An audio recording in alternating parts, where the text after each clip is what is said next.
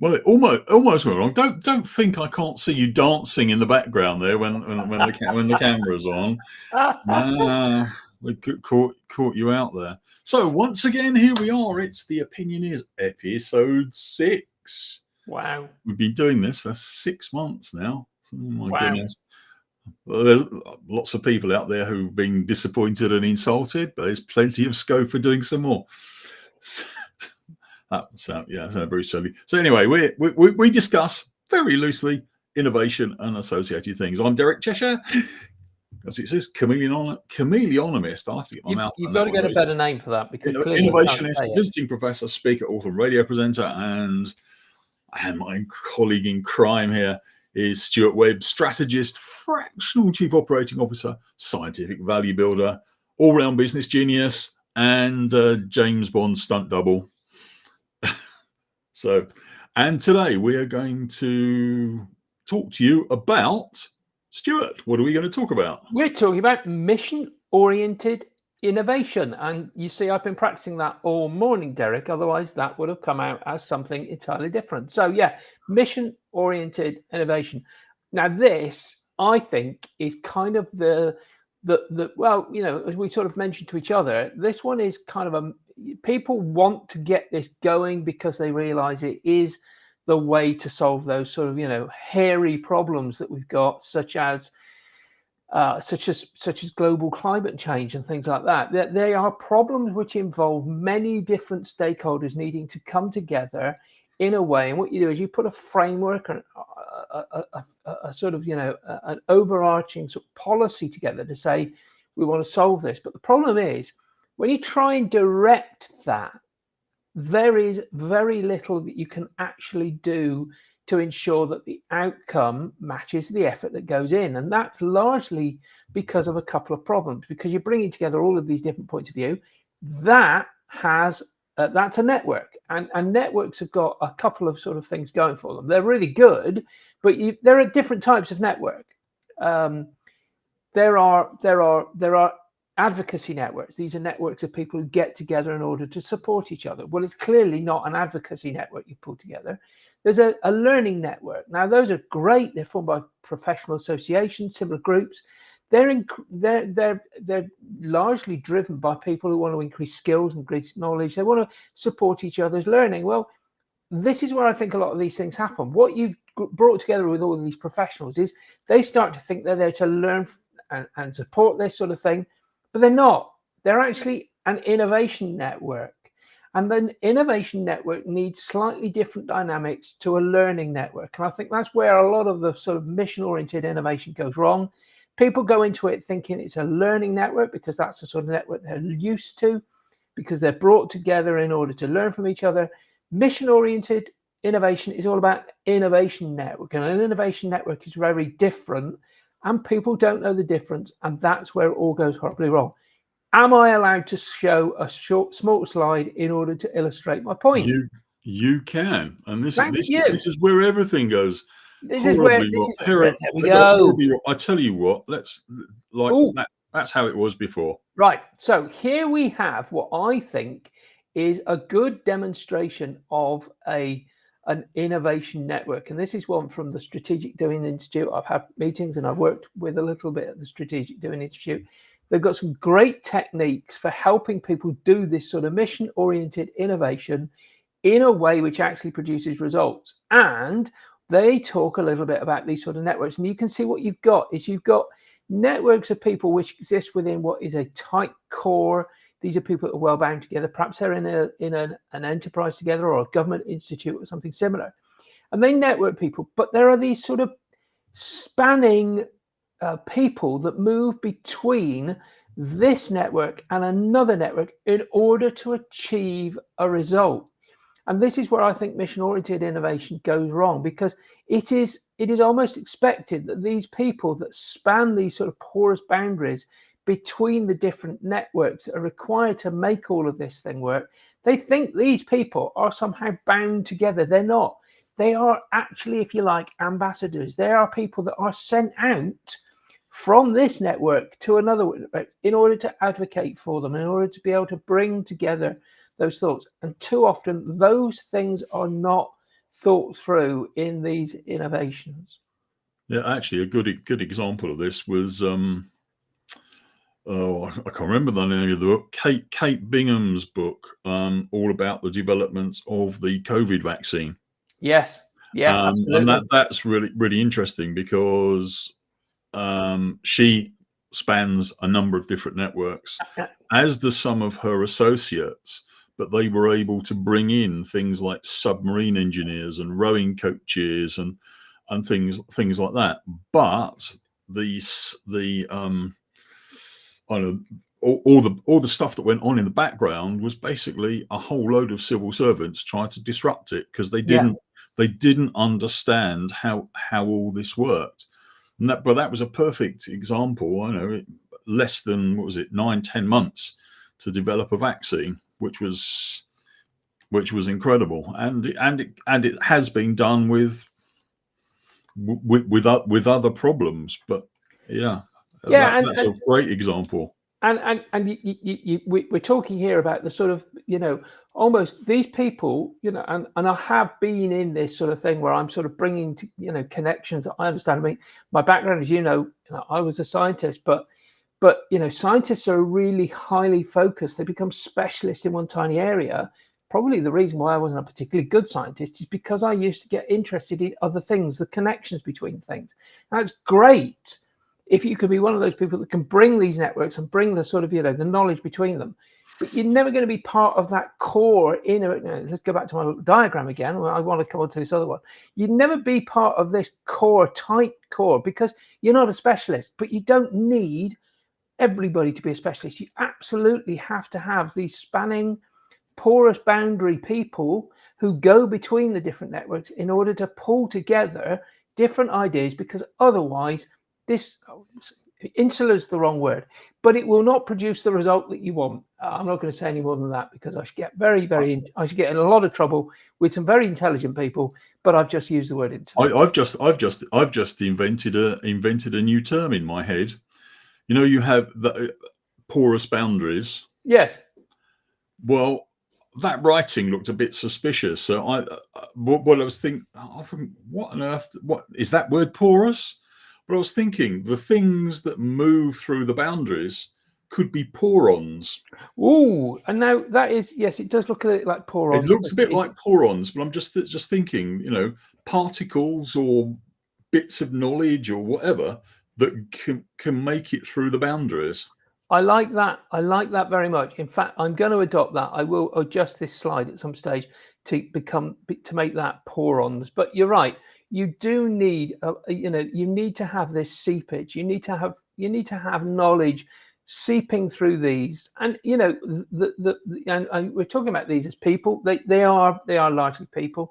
But the reason that these people are so valuable is because they have enough understanding of this tight group to be able to carry the idea through to another group and see the connection. But what they don't have is the in-depth expertise. But once you bring those two groups together, once you actually start to bring the knowledge together, you get remarkable results. And that, I think, is where these mission-oriented innovations go wrong. Nobody understands, as you sort of illustrated earlier, Derek, nobody understands the value behind doing their best to actually let that innovation happen. Yeah. The tight core wants to somehow sink it back into the sort of expertise.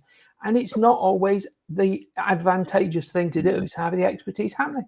Well, a lot of our innovation networks, or things we still call innovation networks, have grown out of some of these knowledge transfer, these KTPs, knowledge transfer partnerships, which are all about sharing knowledge. But what do you do when you share it? Do you put it in a bucket in the corner of your office? What do you do with it? You need, as well as a knowledge sharing network, you need a doing network. You do. And that brings me to the other slide that I wanted to bring up here. That we've just sort of talked about this, and this is the time where these networks need time to develop, which is why so often these things go badly wrong, because what happens is somebody expects this network to suddenly start producing results. Mission-oriented innovation takes time. we go from having to know each other, which is where we're just aware of each other's strengths, right the way through teamwork to collaboration, where we start innovating. Now, the thing that I think that this, when I said some of the techniques that I talked about, that I was learning and collaborating with people in the Strategic Doing Institute, are about finding how you can move from awareness through to collaboration as rapidly as possible, because innovation, particularly these really big, strategic, hairy problems, need you to move from awareness to collaboration as rapidly as possible. But the problem that most of us have is that we don't understand how this, the turf element impacts upon that, and we don't take the time to learn from each other, to make each other comfortable, so that we can get from awareness to collaboration as rapidly as possible. I was just thinking there also briefly, one of the things when I do my innovation audits, not that I'm plugging anything here, of course, is I do a measurement of, for want of a better description, knowledge climate, and it's a 5-layer model, because every model has to have layers. At least 5. At least 5. But the interesting thing is, you can have a look at any organization and decide what level they are. Do they just have some knowledge? Do they share it amongst themselves, with other people? How do they share it? And the interesting thing is, if organizations are at vastly different levels, then there's an inequality. A simple example would be, Tesco club card. And Tesco, the club card user is a small person.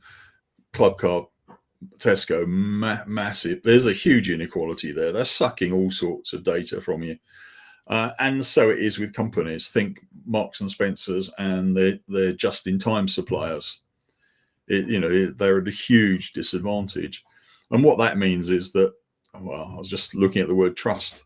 You end up in this situation where people just aren't trusting anybody because of these huge this huge disparity in amount of knowledge that's actually shared. And people, to be honest, I don't know what you necessarily do about it if you're in the innovation space. Well, this is where we come back to what I was saying before, which is, there are techniques. There are techniques to move people through this. Yes, there is a time element, but it's a bit like, any change initiative. How do you take somebody from one stage to the next rapidly? You've got to get them there through time. Now, you can do it. You can do it and just let it happen naturally, and that time will inevitably be longer.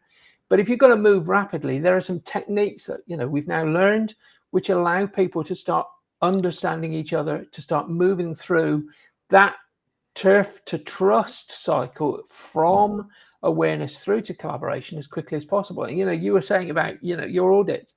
A lot of organizations, they get to teamwork, and they go, we've done it. Yeah. We've managed to get to the fact that the team is currently sharing knowledge, or the team is now aligned. We've done it. That's not enough, because being aligned is not the same as actually innovating, because innovating is a next level. Innovating is where people actually need to be able to have if you like, a space where those wacky ideas are not going to be looked at as, well, that's a bit of an oddity. Let's ignore that one and hope it goes away. You just have to make sure that you've got all of that, not only the teamwork, but the trust and everything built to the point at which collaboration starts to become the norm.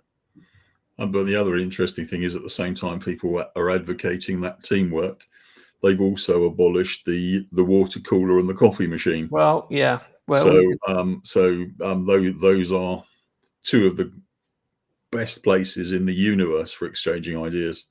They are, and I think I've told you this before, Derek. I was on was on a meeting with an IT director not very long ago. Well, actually, it was a long time ago now when I think about it. It was probably 18 months back when I said to this person, you now own the culture of bringing together that collaboration, because you have a lot of people who are now on video calls and they're no longer meeting together. So you have to reintroduce a mechanism for that to take place. So the IT director can implement a rule which basically says at the beginning of every meeting, 10 minutes time in order for us to just have a chat and exchange ideas with anybody else in the room that you're with. Because that's what we used to do in meetings, because meetings were that sort of thing. Now with so many people spread, somebody thinks that the best way to hold a video meeting is as soon as you get on with stuff. Whereas before, when you went into a room, you arrived a bit late, you had a bit of a chat, blah, blah, blah, blah, blah. And we have the opportunity to reintroduce those things under slightly engineered circumstances, I appreciate. But the fact of the matter is, why not?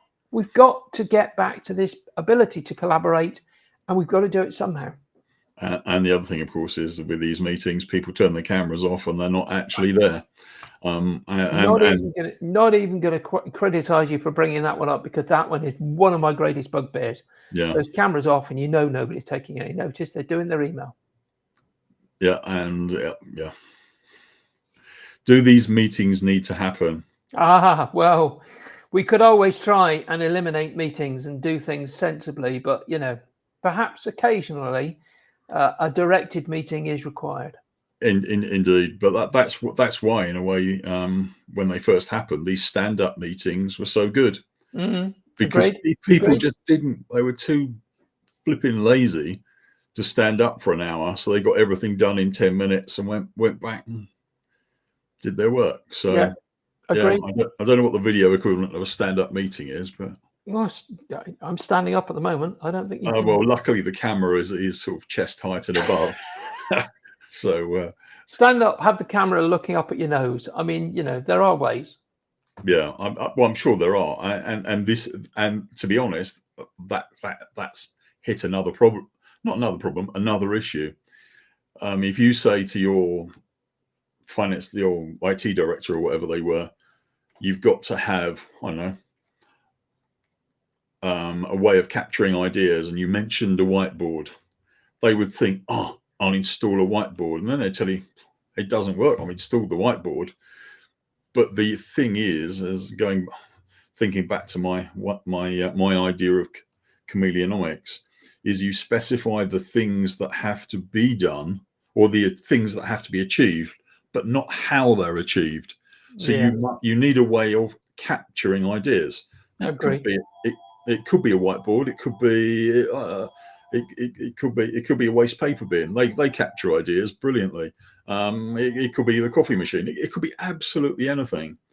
So I think we need a few more of those. So yeah, but yeah, that's the problem. Best practice that kills it as well.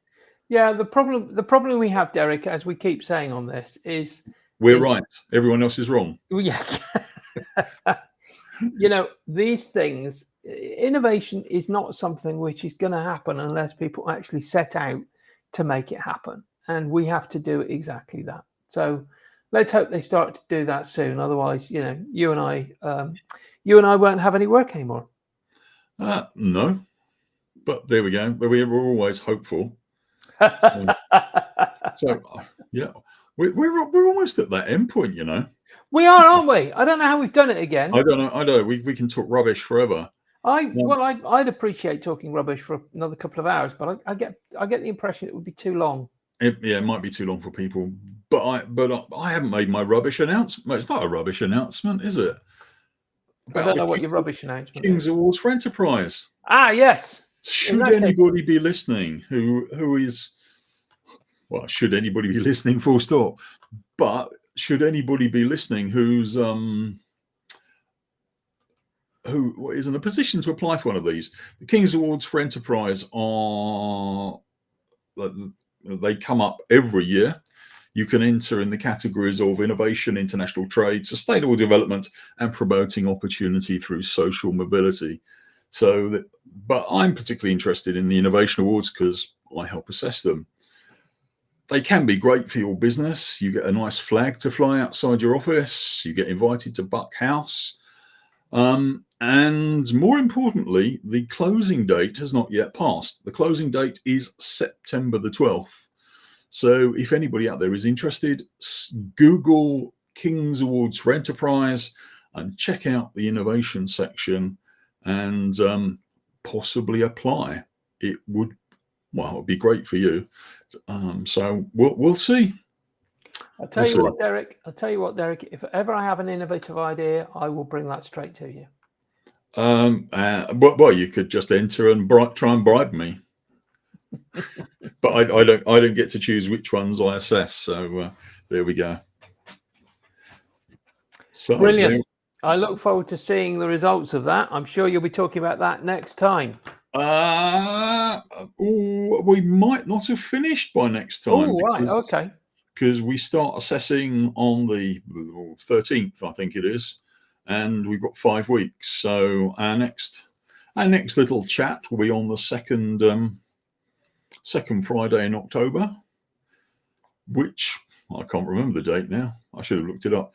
But yeah, we won't have finished quite by then. So second Friday in October, Derek, is the 11th.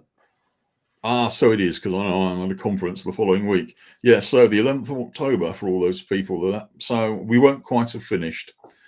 But if you want to enter, as I said, search for the King's Awards for Enterprise on the government website and apply. You never know. Sounds like a fantastic opportunity. It does. So, well, where do you apply? It's you've actually go, as I said, go to the government website and then you apply on the website. So it's you have to. .uk.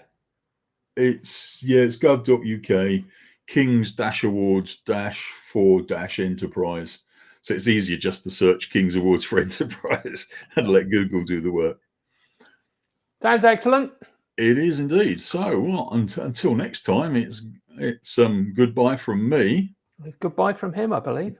Yeah, something like that. See you next month then. Bye-bye.